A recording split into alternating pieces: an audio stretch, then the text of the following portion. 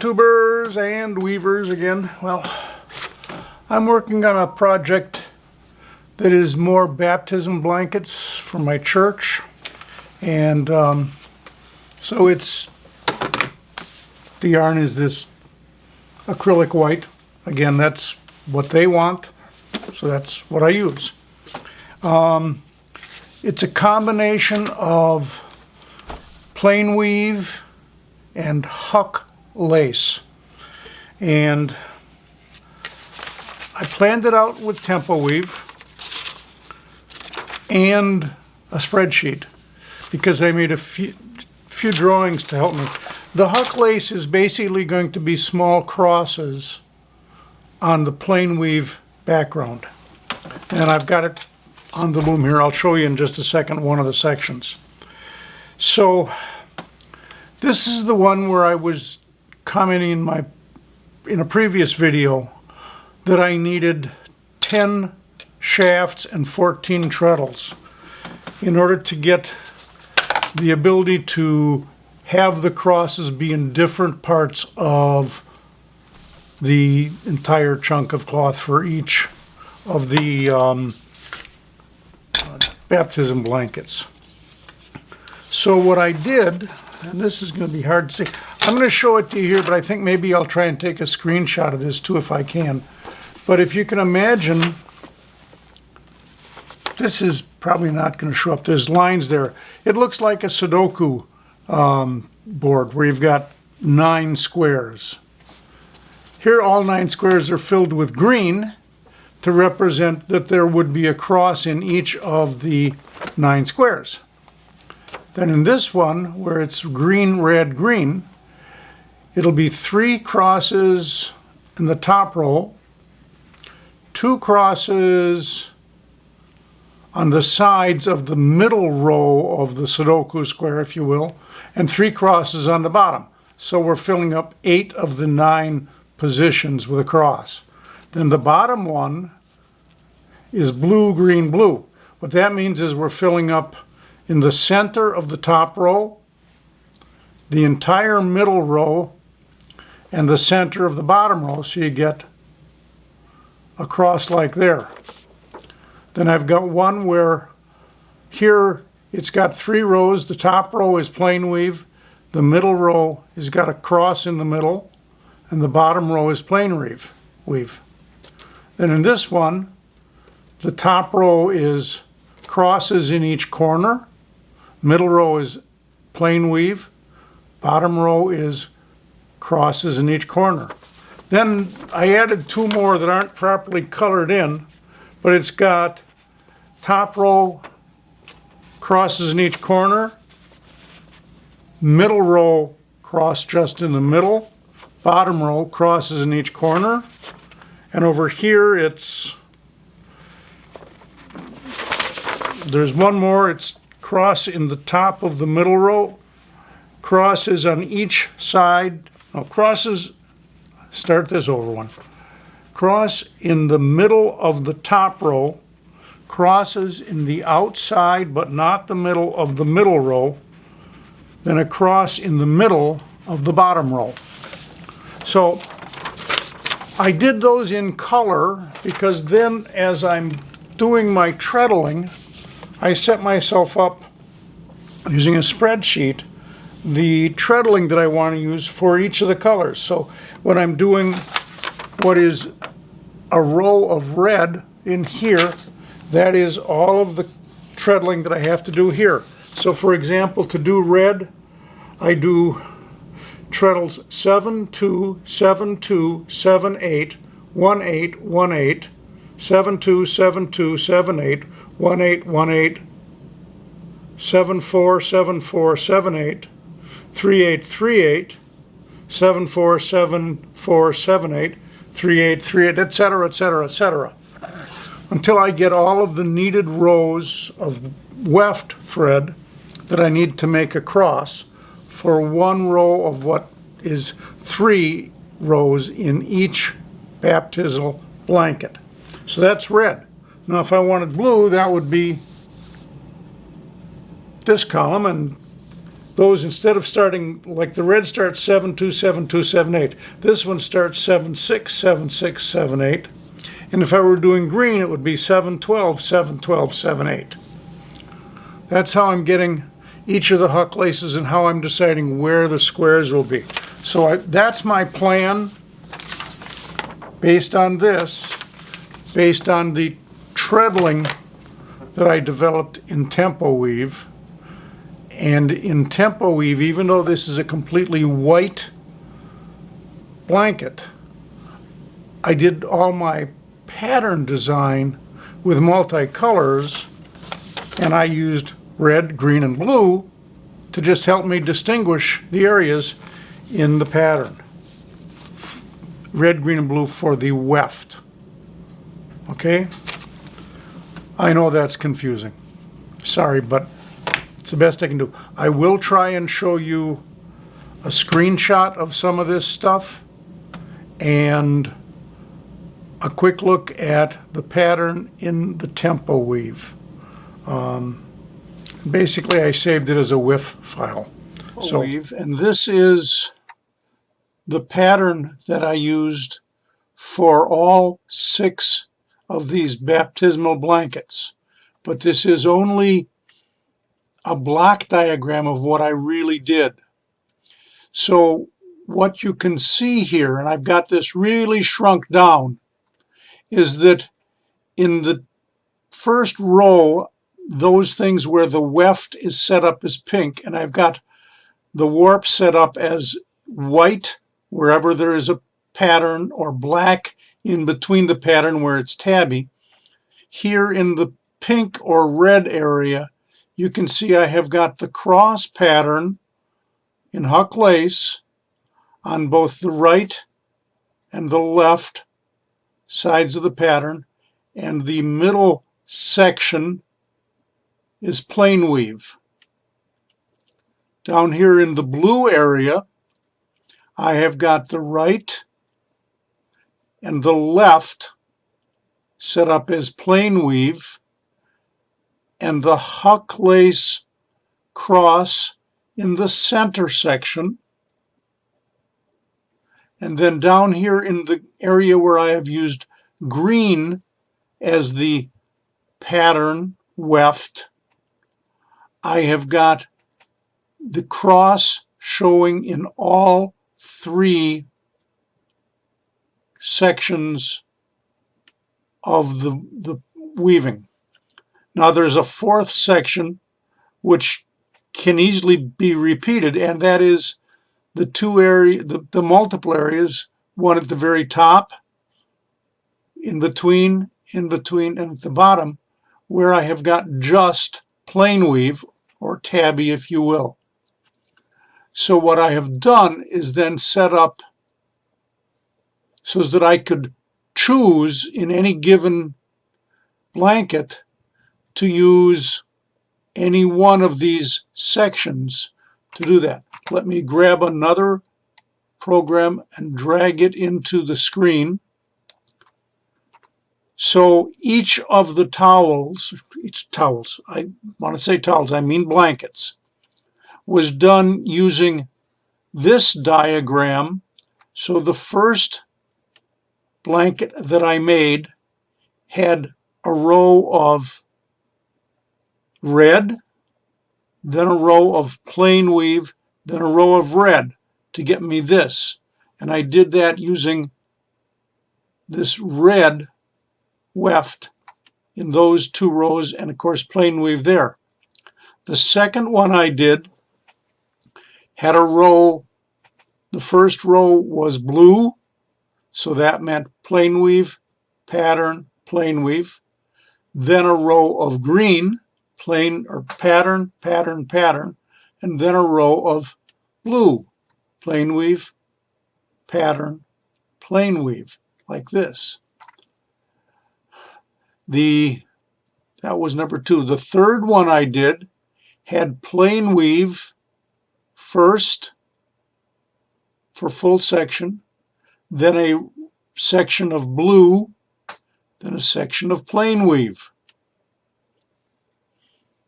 And Numbers 4 you can see is red, blue, red, and 5 is blue, red, blue, and 6 was plain weave everywhere. No Huck lace cross showing anywhere. So let's move this out of the way again. And now let's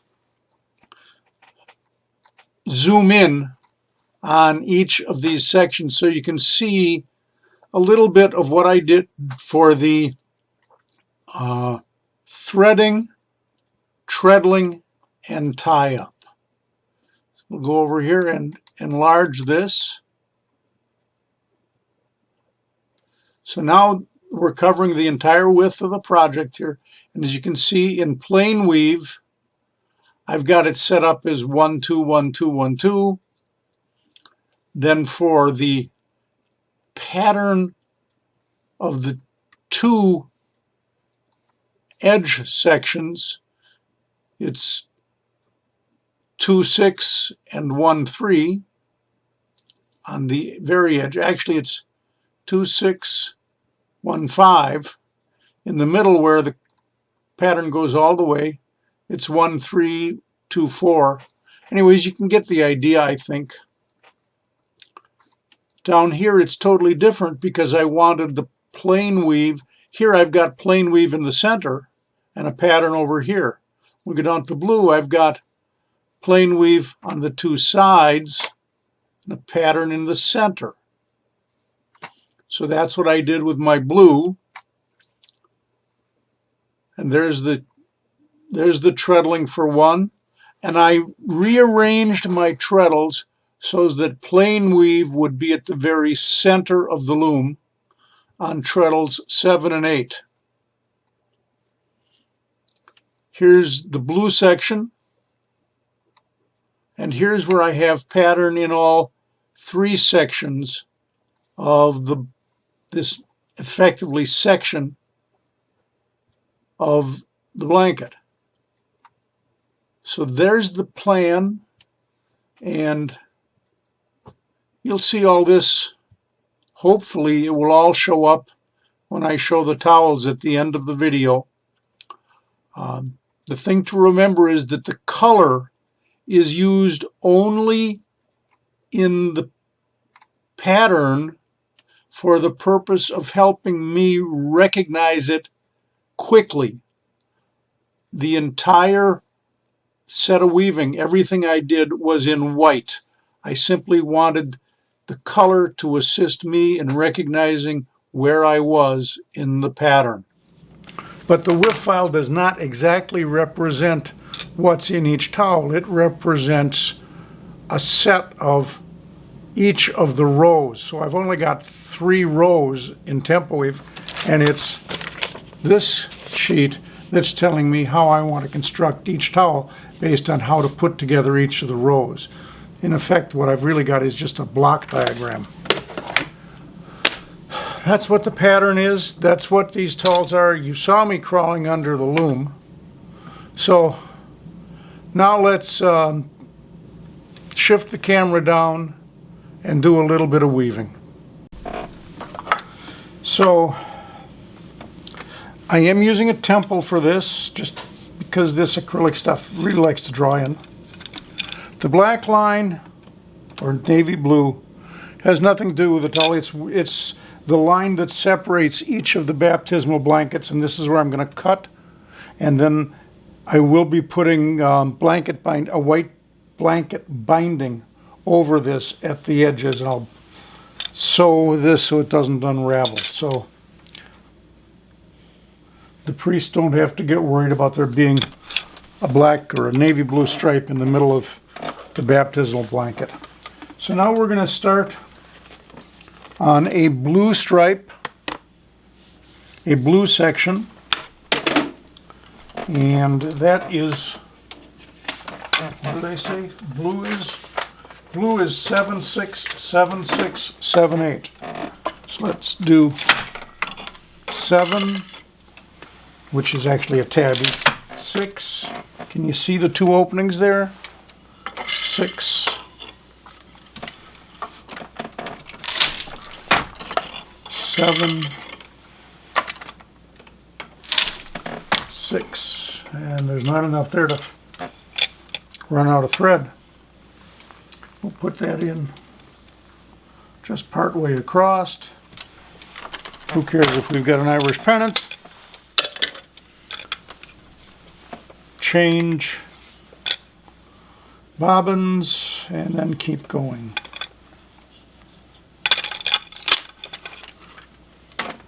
Seven, 6.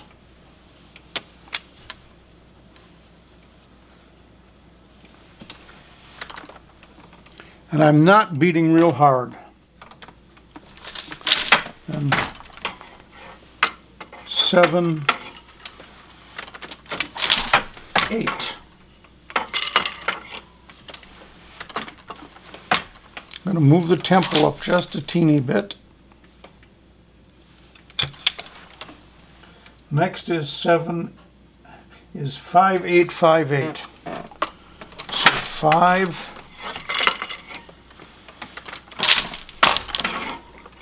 8, 5, 8. And the next thing to do is mark it off on here so I know what I've done. 1, 2, 3, 4, 5 rows. Now the same thing again, 7, 6, 7, 6, 7, 8. So 7, 6,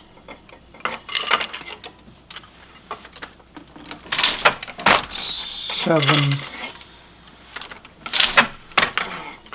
6, 7, 8,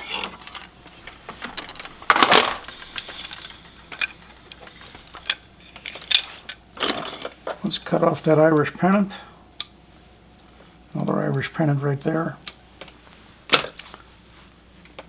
I'm hoping that the light is such that you can see that I've got the beginning of lace right there where my fingers are, and everything else is plain weave.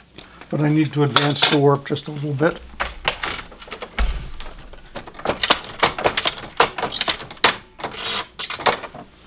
Let's take it just a teeny bit more.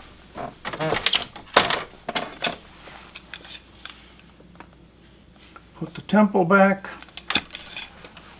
So that was 7, 6, 7, 6, 7, 8. Now we do 5, 8, 5, 8. 5, 8, 5, 8. Drop the clipboard. Mark this off. Now I'm going to go to 7, 10, 7, 10, 7, 8. So this was the narrow part, the stand-up part of the cross, if you will. Now we're going to do the wide part, the actual cross arm.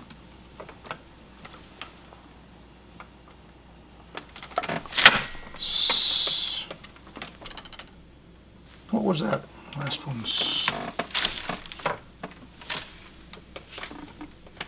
7. That's 5. I forgot to do the 8. Let's throw that in. There's the 8.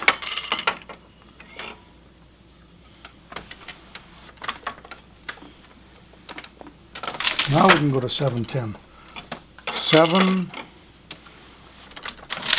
10. See, now I've got more openings here for the Huck lace. Right in that area. So that's the wider part.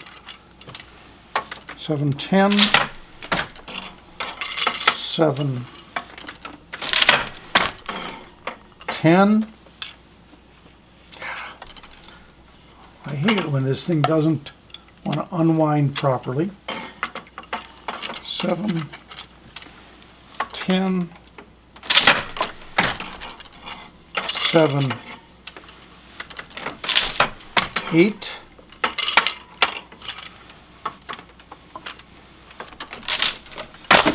What's next? 7, 10, 7, 8.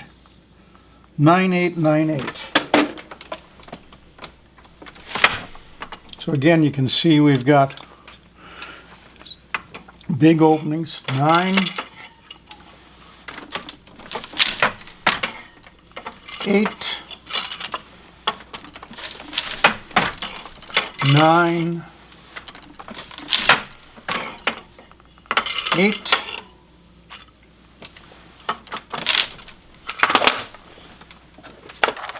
Mark that off.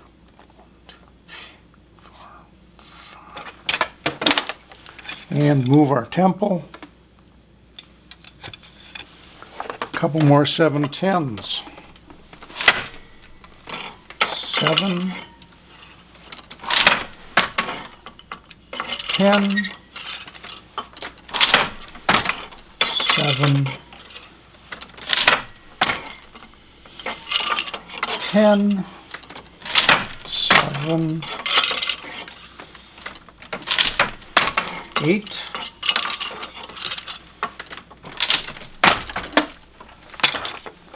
mark that I did that, 7/10, 7/10, 7/8. Now it's 9898, 9, 8, 9, 8, and we'll mark that off.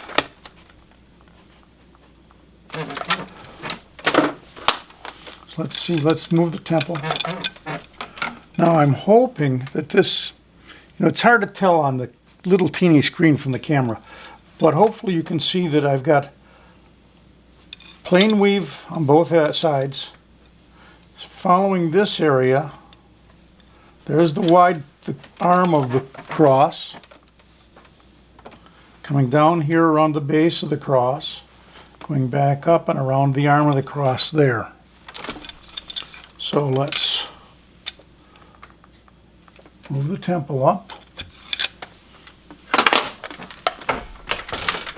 Wind a little bit more onto the front.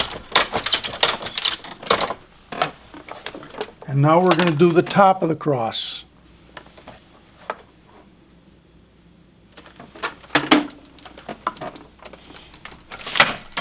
Seven, 6, 7, 6. There was 7 and 6. 6.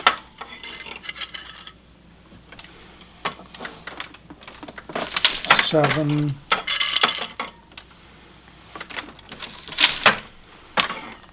8.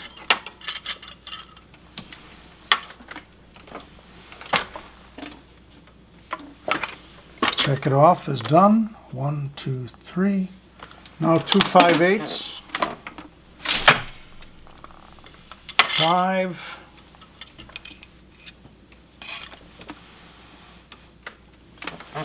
I ran out of yarn again. And notice I'm using my longer, my bigger shuttle with the larger bobbins because I can get more on there. So this has got a 5-inch bobbin instead of the usual 4 that I use because that was stupid. I did that wrong. Forgot to put it through the side opening. There we go.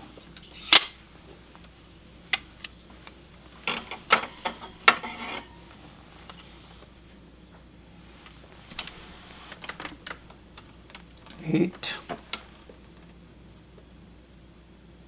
No. 5. 8. 5. 8. Move this thing.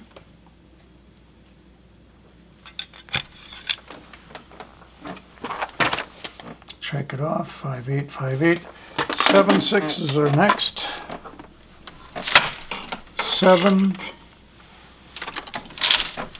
6, 7, 6,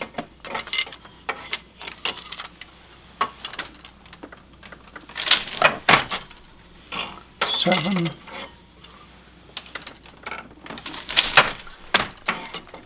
8,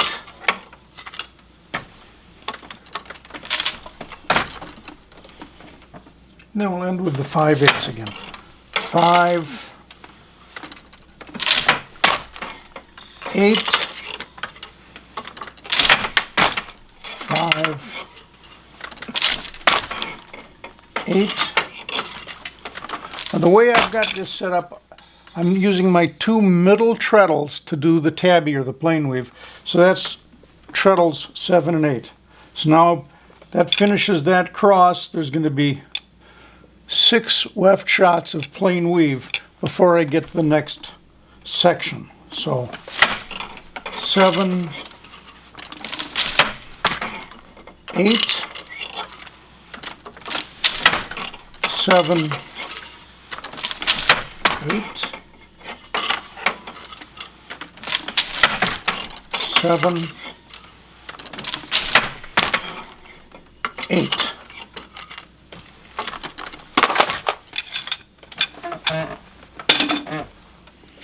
And we got to cut off this little bit of an Irish pennant. And I'm hoping that this will show up on camera, that right there is a lace cross in the middle of a white plain weave background. And that's my idea for this batch of baptismal blankets. I am on the 5th blanket in this set of blankets that I've made. There's 5.5 yards of warp on here. I might get 6 out of this. I might only get 5. I'm just not sure. So we'll see. But that's enough for now. Hey YouTubers, was it last video or maybe 1 or 2 ago that I mentioned that our sewing machine had died? So this is its replacement.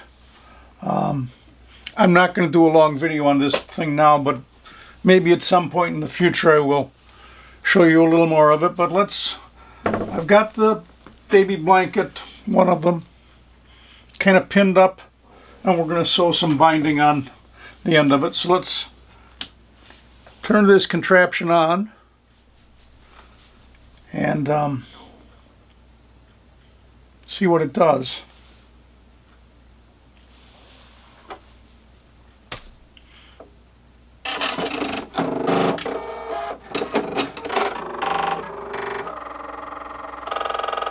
It makes noise when it starts.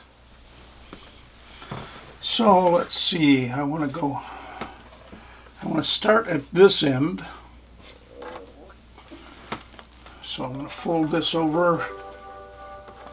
Listen to it, it even makes noise. So we'll push the start here button. Choose the stitch that we want, which is utility stitch number 2, which is just a straight stitch. It's telling me I need to have the right size foot in, and I do.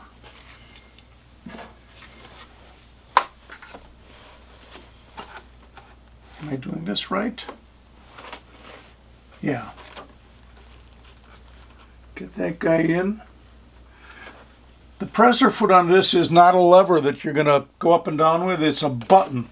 This is a very electronic machine. It's got 1,017 buttons. So we'll push the presser foots down. It's set on the fixer thing, so it'll do its own initial tie off. I don't have to do anything. So let's just start. Stop and take out a pin. Get rid of that guy. go a little bit further. Take out another pin. I double pin the ends.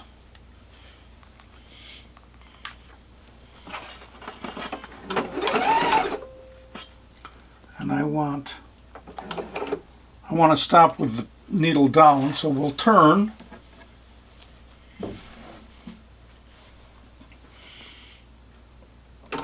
Press our foot back down and let's go this way.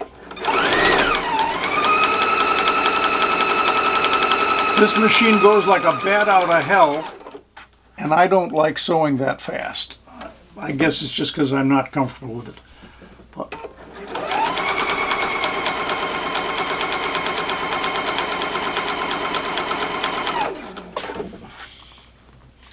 take out a... I'm just putting the pins in this little thing.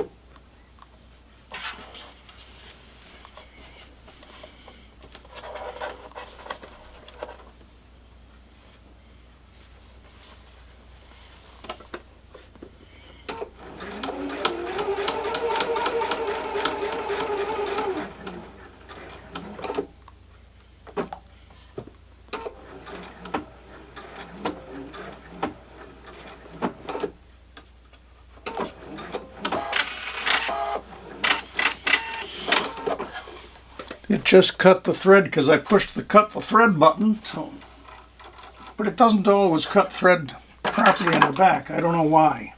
So there's the bobbin thread cut. Okay, I've still got to do the other end of this blanket with this, but hopefully you can really see that cross in the corner of this baptismal blanket. So I'm going to do the other end, and I'm going to finish all the rest of them. I've got 3 done. I've got this one and 1 more to go. And when they're all done, I'll show them to you. Well, gang, the baptismal blankets are done. I'll take them up to church tomorrow. But let's take a quick look. I'm going to hold each of them up. You can see this one is straight plain weave. There's nothing special, no pattern. So obviously you can't see a pattern on it, but the other ones do have a pattern. Let me set this one down on a chair.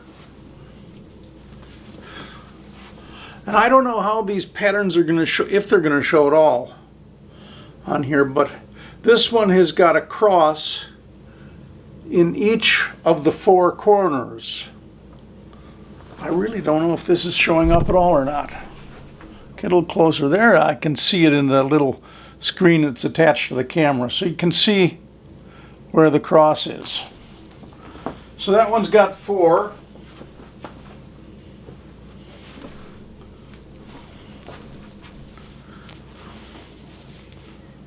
And again, this one has got 5 crosses. No, yeah, 5. And it actually makes a super larger cross. So it's top, center, in the middle there's 3 of them, then bottom, center. And I think they're going to show up on a decent sized screen, not the little one on the camera.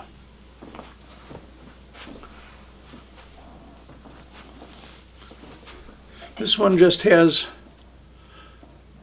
the Huck lace cross right in the very middle.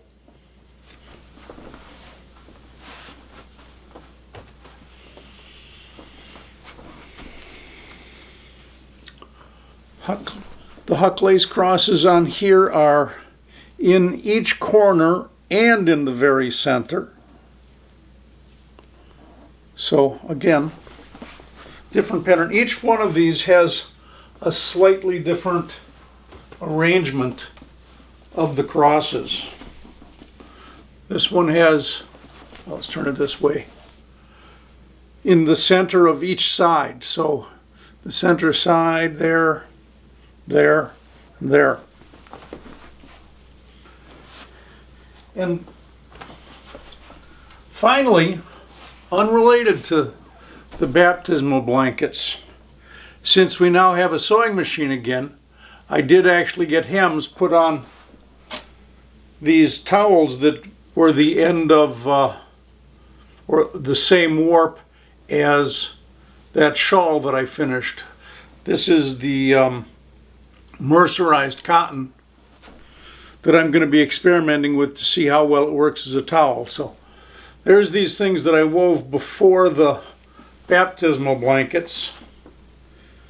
This one, I'm going to bring it really close and hope it focuses. This one is twill, just straight 2x2 twill. Hopefully you can see that. And then this one, the same colors exactly, is plain weave. But I gotta back up so you can really see these, don't I? Yeah. So there's those two mercerized cotton ones. I don't have to worry about who's going to get these, where they're going to go to a good home or not, because they're going to stay here. So we can use them and find out how well mercerized cotton works for towels.